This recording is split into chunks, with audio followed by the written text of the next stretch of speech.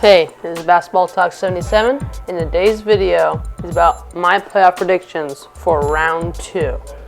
Now, I'm sorry this is a few days late because the Clippers-Mavericks series took a while to end, and before it did end, a few second-round series began, and obviously I can't start the full second-round predictions when the first-round predictions haven't even been finished, and the first round hasn't even been finished. But you can expect the conference finals predictions soon whenever all those teams are done with the second round. But for now, we should get off to the video. Now, first series is Sixers-Hawks. That series is going to be Sixers in 6. Now, it all depends on the health of Joel Embiid. Joel Embiid was injured in the Sixers-Wizards series, and so he may play, but he may not be fully himself. And obviously, the first game in that series happened, and we could see that Joel Embiid wasn't full strength. However, the X factor is, of course, Ben Simmons. A lot of it's an X factor. A lot of players could or could not do well. Tobias Harris is pretty consistent. Ben Simmons is one of those players where you're never sure if he's going to be good or not. And whether he is good in the series will decide if this is Sixers in 6 or Hawks in 7. But I'd still go for Sixers in 6 at the moment. Now, the next series is Nets-Bucks. I'm going for Bucks in 6.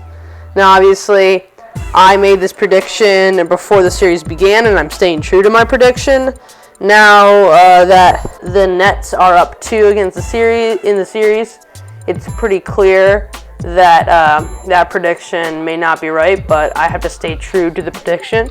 And it's too easy to make a prediction 2 games in. I mean, come on. But it already has returned a few times. For example, Mavs Clippers. The Mavericks won the first 2 games, but the Clippers were able to win the series. And so my prediction that the Clippers would win was right, even when in the first 2 games didn't look that way. But anyway, the reason that the Bucks are going to win is that the Nets don't have a good enough inside defense. And also, the biggest reason is simply the Nets stars, James Harden, Kyrie Irving, and Kevin Durant, haven't played together enough.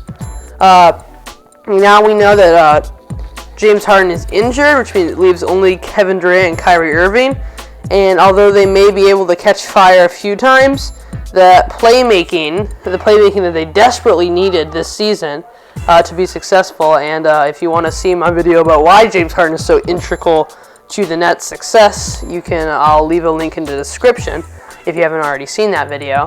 But without James Harden, they're eventually going to not be able to win any more games. And so I say Bucks in 6. Again, it'll probably be Bucks in 7 now, but my original prediction is Bucks in 6, and I'll keep to that one. Moving on to the Western Conference, we have this first series is Jazz Clippers, and this is a series like in the first round predictions. I was unsure about predicting for Suns Lakers because of just how invariable. You never know how good LeBron is going to be. Obviously, I was right about that one, and it turned out that LeBron James isn't this player that we have had for the last near 18 years, and that's okay. But he isn't the 40-point guy anymore. And the team, I was correctly predicted for the Suns. Anyway, though, this is a series, Jazz-Clippers, that I feel similarly about because the Jazz are a team that if they go cold, then they're decent but not amazing. However, if, say, the Jazz catch fire, then they are one of the greatest NBA offenses ever.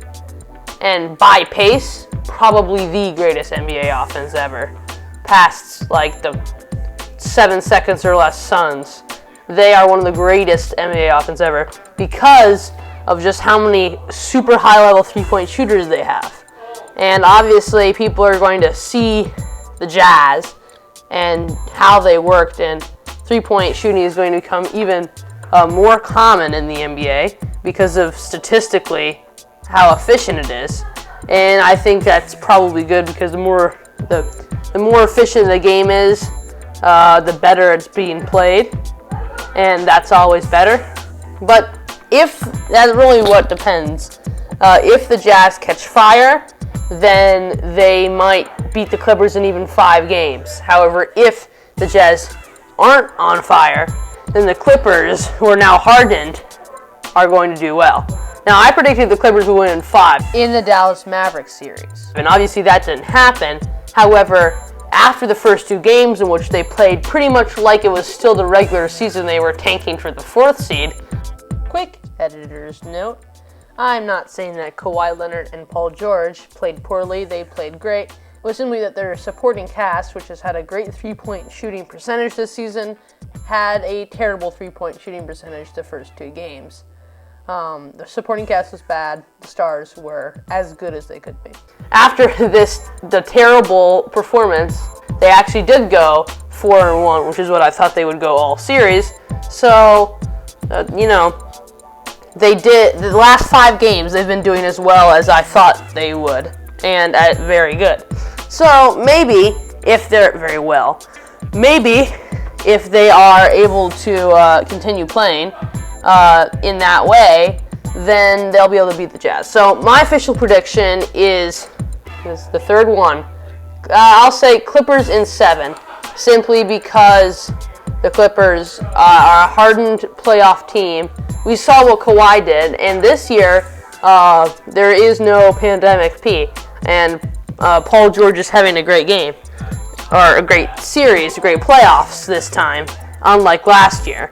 So the Stars are doing well, and Clippers are another team that could go hot or go cold, depending on all the good shooters they have. And there's a good chance that series is going to be very fun. There's going to be a lot of shootouts. Very high scoring is my prediction. And we're going to see some amazing star play. But in the end, the Clippers are the team that has more veteran experience. Donovan Mitchell and Rudy Gobert don't have as much veteran experience as Kawhi Leonard. They've never won a championship. They've never been a Finals MVP. And so I think Mike Conley is going to help win a game or 2 because of his veteran experience. But even he hasn't been to the playoffs that many times because, come on, it's the Grizzlies. So that means that it'll be Clippers in 7. Now, the final series we're going to talk about here is Suns Nuggets. And this is a very interesting series. And I'm very excited to talk about this one because long ago, months ago, when I talked about the Suns and why they're so good, I said in my second video about the Suns, I mentioned how they'd match up, or maybe my first, I mentioned how they'd match up against a team like the Nuggets. And now they actually are against the Nuggets. Now, I thought that it was going to be Nuggets Suns in the first round because even I underestimated the Suns by a little bit. But the Suns and Nuggets are facing. Now, they're pretty even as the teams go. I think that DeAndre Ayton and Nikola Jokic will match up pretty well, although Nikola Jokic will obviously still be better. I think that Chris Paul and Nikola Jokic again will match up well. Obviously, Chris Paul won't match up with Nikola Jokic, but Nikola Jokic, like LeBron James, is really the center of the Nuggets, and the Nuggets don't do well without him. But I think the real problem that the Nuggets are going to have is matching up with Devin Booker. They don't really have a guy that's going to be able to guard Devin Booker, that they know will be able to guard Devin Booker. And even players like Aaron Gordon are players that have people that can guard them. For example, Jay Crowder, Cam Johnson, Mikal Bridges are all capable defenders that could defend a power forward like Aaron Gordon. And I think it would be,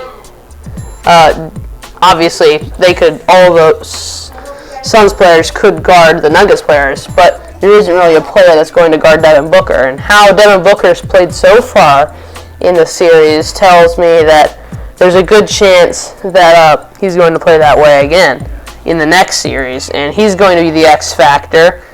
And I believe that he's going to carry them through. So, on yet another Suns in 6. I predicted a lot of 6-game series this time. Anyway, I hope you enjoyed this video. If you did, leave a like and subscribe to this channel if you want to see more videos like this, and turn on notifications. And I will be posting the next round of the playoffs in a week or a week and a half, and I'll see you then. So like, subscribe, and see you next time.